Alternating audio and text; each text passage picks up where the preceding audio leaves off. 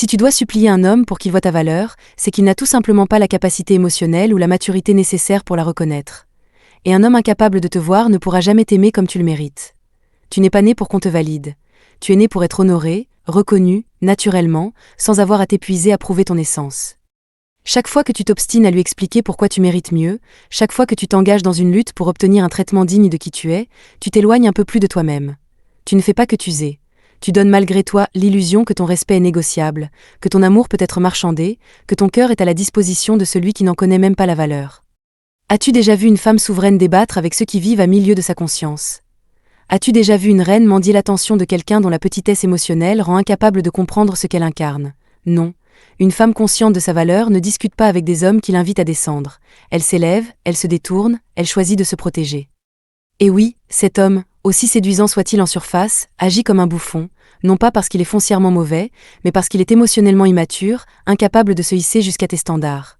Il ne comprend pas que tes limites ne sont pas une punition, mais une invitation à l'amour véritable. Il ne mesure pas que ce que tu lui proposes, c'est un lien sain, exigeant mais noble. Il est trop petit dans sa conscience pour gravir l'espace qui vous sépare. Et ce n'est pas ton rôle de le former, de l'élever ou de le convaincre. Ce n'est pas à toi de le faire grandir. Ce que tu demandes n'est pas excessif. Tu demandes de la présence, de la considération, du respect. Ce sont les fondations de toute relation digne de ce nom. Alors oui, il y a quelque chose à questionner chez toi aussi.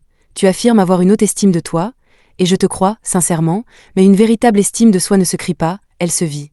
Elle se manifeste dans tes choix, dans les limites que tu poses, dans ta capacité à dire non sans te sentir coupable. Si tu étais réellement aligné avec la valeur que tu proclames, tu ne serais pas là à te battre encore et encore pour qu'il t'accorde un regard, un geste, un mot qui prouve qu'il te respecte. Car une femme qui se respecte profondément ne reste pas là où l'on piétine sa lumière. Elle n'argumente pas, elle ne mendie pas, elle observe, elle comprend, et elle se retire. L'amour véritable commence toujours par soi. Il ne s'agit pas d'égoïsme, mais de lucidité. Être une femme intelligente, c'est savoir quand parler, quand poser une limite, et surtout quand partir. Parce qu'à trop attendre que l'autre te reconnaisse, tu risques d'oublier que tu n'as pas besoin de permission pour exister pleinement.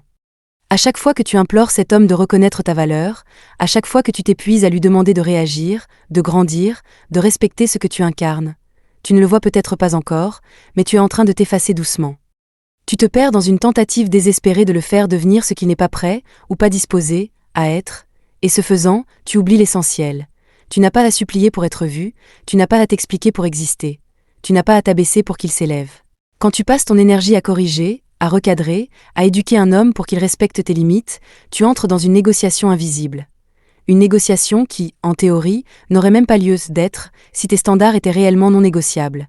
Car ce qui est non négociable n'a pas besoin d'être répété.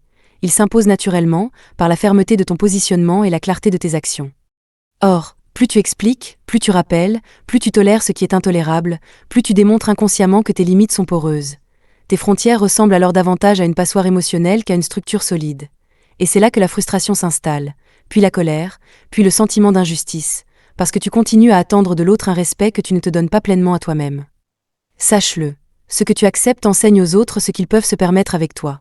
Si tes actes ne sont pas en cohérence avec tes paroles, tu ne fais que semer la confusion, et dans ce flou, certains s'infiltrent, testent, repoussent les limites, jusqu'à les rendre invisibles.